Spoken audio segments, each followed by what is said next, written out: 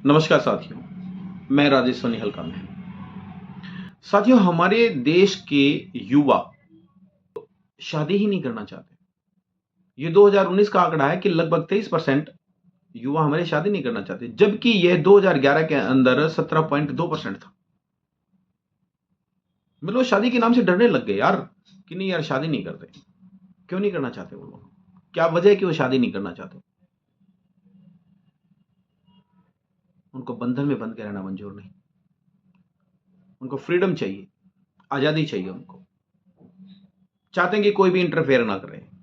किसी टाइम सोए, किसी टाइम उठे, कहीं जाए, पिकनिक पे जाए, मस्ती मारे, जैसे तैसे जो भी है, बट उनको डिस्टर्बेंस अलाउड नहीं। शादी नहीं करना चाहते। उनको डर लगता है कि आने वाली पता नहीं कैसी होगी, या आने वाला पता नहीं कैसे होगा। लड़की वाले लड़का ढूंढते थे तो ये डरते थे कि यार लड़के के माँ बाप कैसे होंगे, खास करके माँ कैसे होगी, लड़की की जो सास बनेगी वो कैसे होगी, सासों के साथ उनकी सही पटेगी कि नहीं पटेगी। अब उल्टा हो रहा है। अब लड़के वाले ये डरते हैं कि आने वाले बहू हमारे घर में वो सही सेट होएगी कि नहीं होएगी, क्या वो हमारे विचार से तालमेल खाएगी कि नहीं खाएगी, हमारे साथ वो ढंग से बैठ भी पाएगी कि नहीं बैठ पाएगी, हमारी भावनाओं को समझेगी कि नहीं समझेगी। शादियां चलती कहाँ है? शादियां चलती नहीं। लाखों करोड़ों रुपए लगाने के बाद शादियां चलती हैं 2 महीने, 4 महीने, 6 महीने, मैक्सिमम साल, 2 साल, बस। उसके बाद फिर कोर्ट कचहरी। 4-5 दिन से अतुल सुभाष जी की कहानी बड़ी सोशल मीडिया पे चल रही है। अतुल सुभाष 34 साल का सॉफ्टवेयर इंजीनियर, बेंगलोर में एक पंखे के ऊपर लटक करके उन्होंने आत्महत्या कर ली। पत्नी पीड़ित था, वो पत्नी पीड़ित था, इसलिए उसने आत्महत्या की। आत्महत्या कोई शौक में करता है क्या? मजबूरी में करता है। आत्महत्या बहुत गलत चीज है, मैं इसका पक्षधर नहीं हूं, बिल्कुल भी। मगर उसने की तो कोई तो वजह रही होगी, और वजह भी उसकी सॉलिड थी। 1 घंटा 21 मिनट 40 सेकंड का वीडियो, यार कोई छोटी चीज होती है क्या? कोई पिक्चर थी क्या ये? उसकी बातों में कितना दर्द था, कितनी तकलीफ थी। वो ऐसा नहीं कि एग्रेसिव होकर के बोल रहा था, वो बड़े कूल नेचर से, बड़े अच्छे तरीके से बात कर रहा था। बीच बीच में पानी भी पी रहा था वो। और 23 पेज का उसने सुसाइड नोट लिखा है। कितना दर्द था उनके शब्दों में। पत्नी पीड़ित और साथ में सिस्टम पीड़ित। मैं तो बल्कि ये कहूंगा कि सिस्टम ने ही ज्यादा उसको परेशान किया है। पत्नी ने कम किया, सिस्टम ने ज्यादा परेशान कर दिया उसको।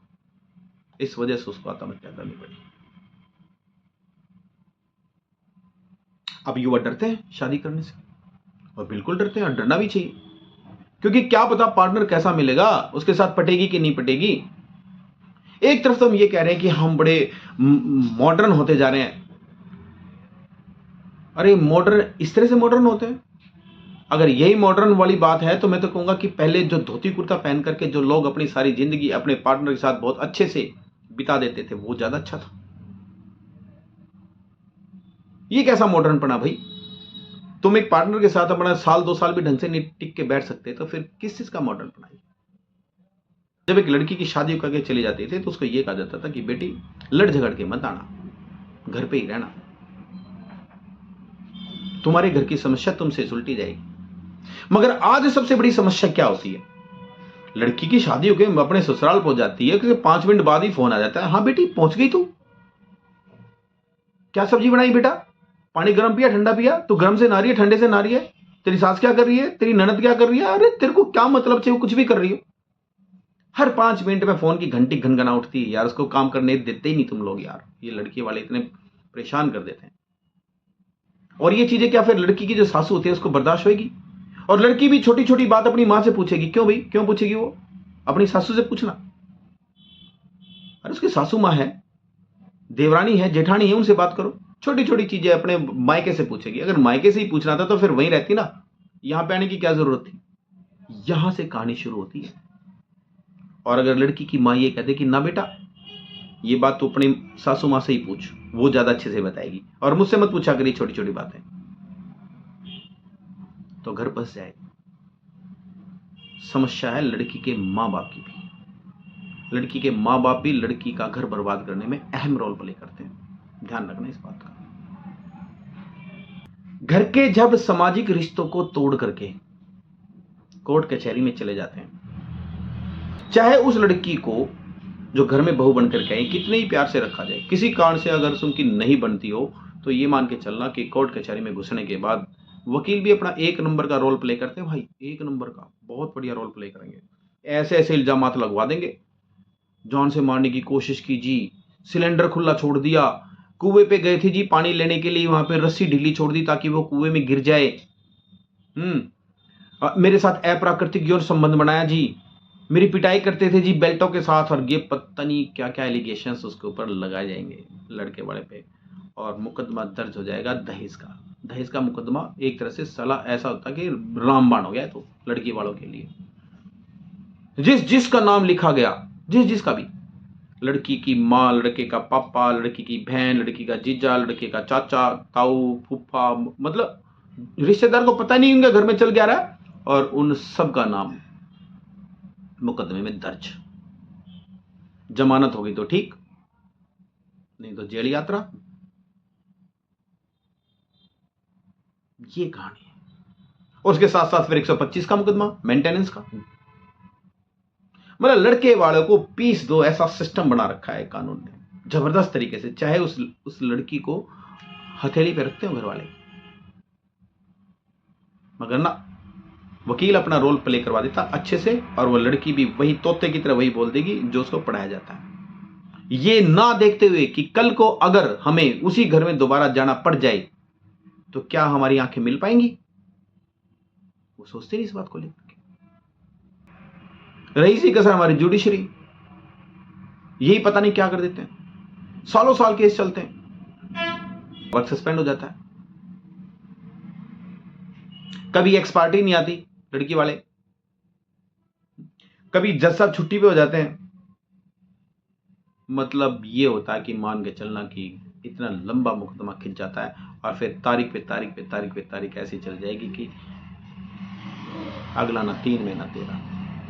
यही ही कहानी हो रही है जिसकी वजह से अब नौजवान और नौ युवतियां मेरे ख्याल से शादी ही नहीं करना चाहते। ये मेरा आंकड़ा नहीं है, नेट उठा करके चेक कर लेना, गूगल पे चेक कर लेना भाई, सब कुछ अवेलेबल है वहां पे। होना तो ये चाहिए कि एक दूसरे का साथ दे, एक दूसरे के ऊपर ट्रस्ट करे, एक दूसरे को इज्जत रिगार्ड करे। साला रिगार्ड ही नहीं करते आप लोग एक दूसरे की बखिया उधेड़ने में लगे रहते हो। और जब तुम लोगों की शादी हो ही गई है तो तुम लोगों की अंडरस्टैंडिंग पावर ज्यादा होनी चाहिए, समझदार होना चाहिए, विश्वास करना चाहिए एक दूसरे के ऊपर, पर वो करते ही नहीं तुम लोग। बस जो दिल में आया वो इल्जाम। ऐसा क्या होता कि 2 साल के अंदर तुम लोगों का मतलब एक दूसरे से मन भर जाता है और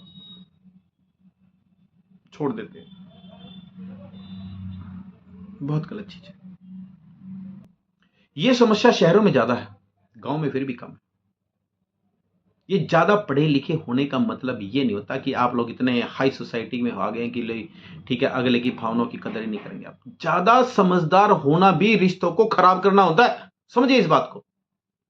मूर्ख बन करके इग्नोर भी करना पड़ता है कुछ चीजों को, तब जाकर के रिश्ते बनते हैं, तब जाकर रिश्ते डेवलप होते हैं। सबसे पहले मैं इन लड़कियों के माँ बाप से, पेरेंट्स से ये रिक्वेस्ट करता हूं कि वो अपनी लड़कियों के घर में, ससुराल में अपना इंटरफेयर कतई बंद कर दें। ज्यादा वहां पे आपकी सलाह की कोई जरूरत नहीं, वहां पे सलाहकार बहुत बैठे होते हैं। और छोटी छोटी बातों को इग्नोर करने की आदत डालें, ऐसा ज्ञान अपनी लड़कियों को भी दो और लड़कियों को भी दो। और भाई एक दूसरे का रिगार्ड करो, एक दूसरे की इज्जत करो, प्यार दो, मान सम्मान दो। रिश्ते हमेशा पौधे की तरह सींचे जाते हैं, तब जाके वो रिश्ते बनते हैं। एक दूसरे की इज्जत करो भाई, एक दूसरे का प्यार मान सम्मान के साथ रहो, तभी जाकर के ही हमारी ये जिंदगी की नैया आगे चलेगी, अदरवाइज तो कुछ नहीं सकता। Thank you very much.